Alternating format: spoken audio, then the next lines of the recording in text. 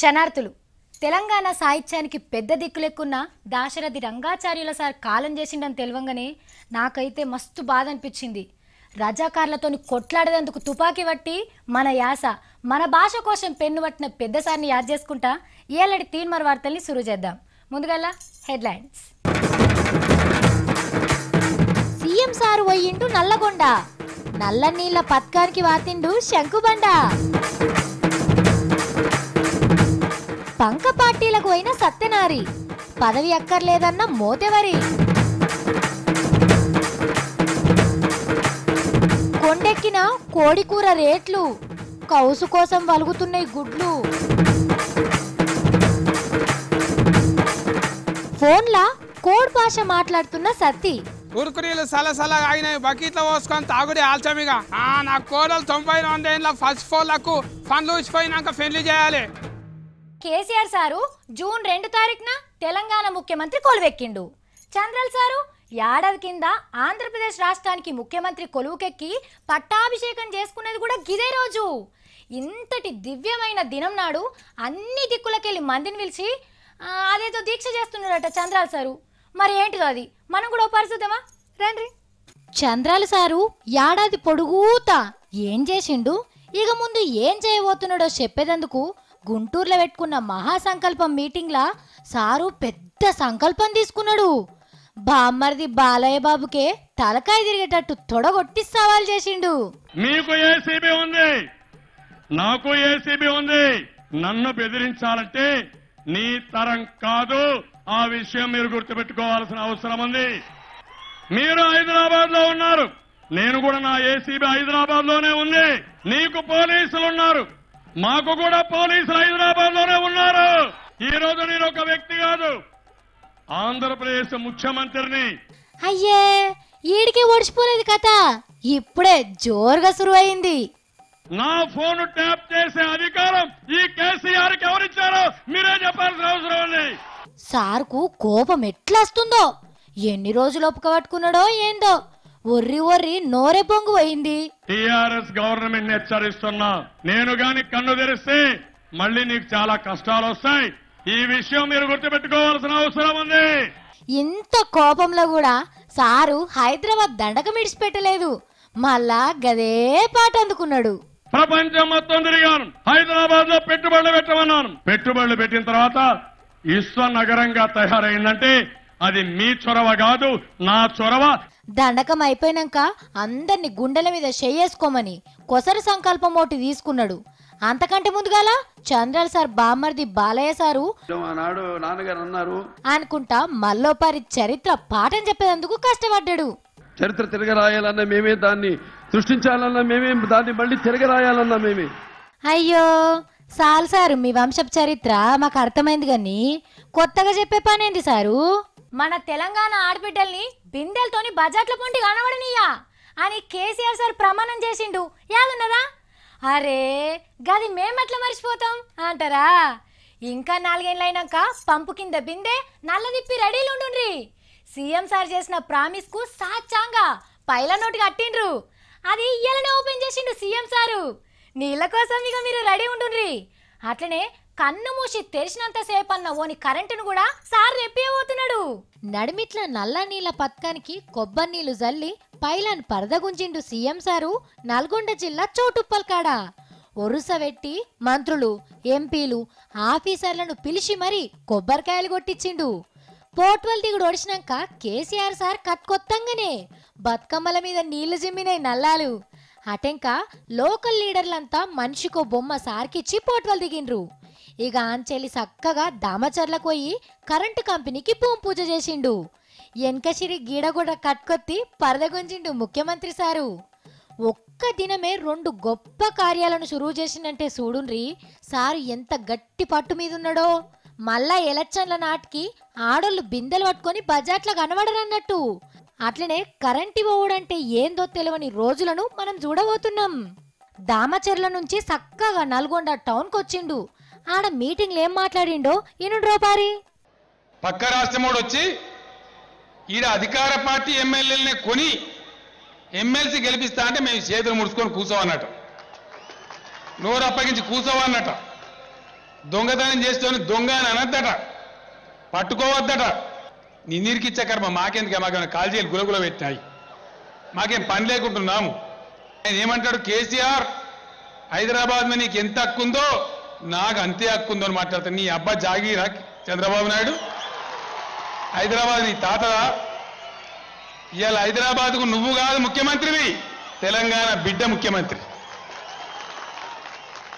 హైదరాబాద్లో నీ ఏసీబీ ఉండదు, హైదరాబాద్ మీద పోలీసులకు జ్యూరిస్డిక్షన్ ఉండేది, డీజీపీకి ఉండదు. గల్లీ నుంచి ఢిల్లీ దాకా నీ బతికేందో, నీ రాజకీయాలేందో, నీ లుచ్చా పనేందో, నీ లత్కోర్ పనేందో మొత్తం దేశానికి తెలిసిపోయింది. నాకు కూడా ఏసీబీ ఉన్నది హైదరాబాద్. నీకు ఏసీబీ ఉన్నది నిజమే, మరి కేసీఆర్ నీ లెక్క దొంగ కాడు కదా, నీ లెక్క దొంగ రాజకీయాలు రావు కదా. పట్టబగలు దొరికిన దొంగతనాన్ని కూడా నీ అరుపులతోని పెడబొబ్బలతోని గాయ చేసి మూసేస్తా అనుకుంటున్నావా? నిన్ను బ్రహ్మ దేవుడు కూడా రక్షించలేడు, జాగ్రత్త అని చెప్పి మనవి చేస్తా ఉన్నా. అదేందో గాని తుపాకీ రాముని కానూర్లు, పార్టీ మారిన లీడర్ల శిల్క పలుకులు రెండు సేమ్ టు సేమ్ అనిపిస్తాయి. కొంచెం కూడా తేడానే కనబడే నాకైతే.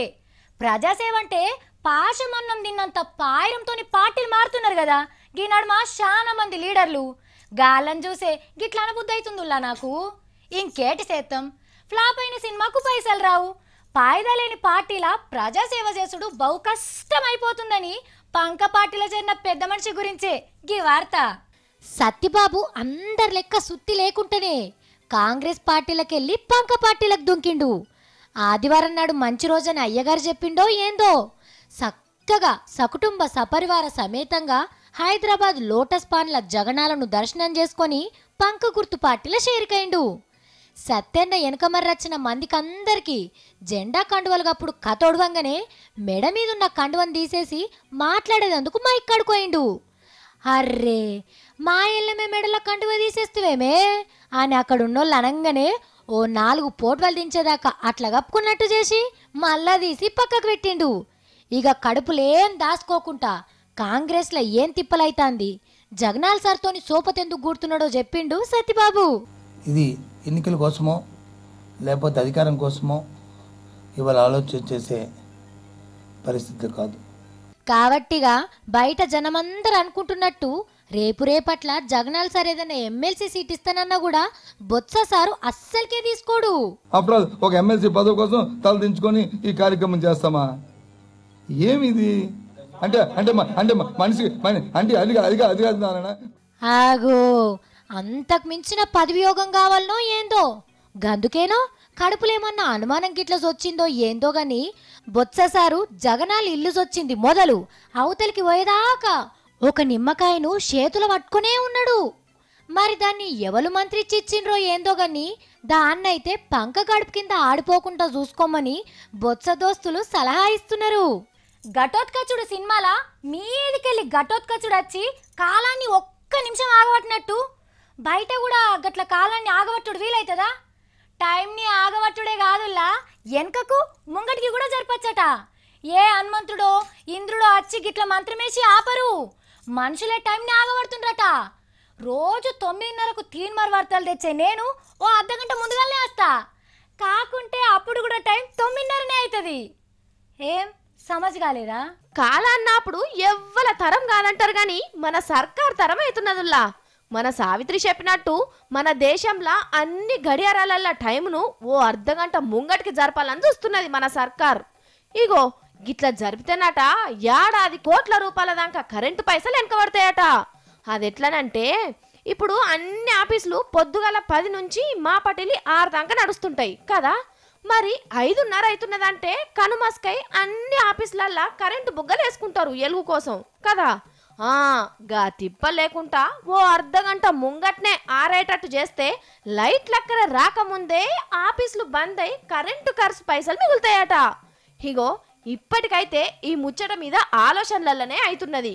పెద్ద సార్లు అందరూ ఒక్క మాట కచ్చనంటే ఓ ఆర్డర్ వేసి అన్ని గడియారాల ముళ్ళును ముంగడికి జరుపుకోనని చెప్తారట.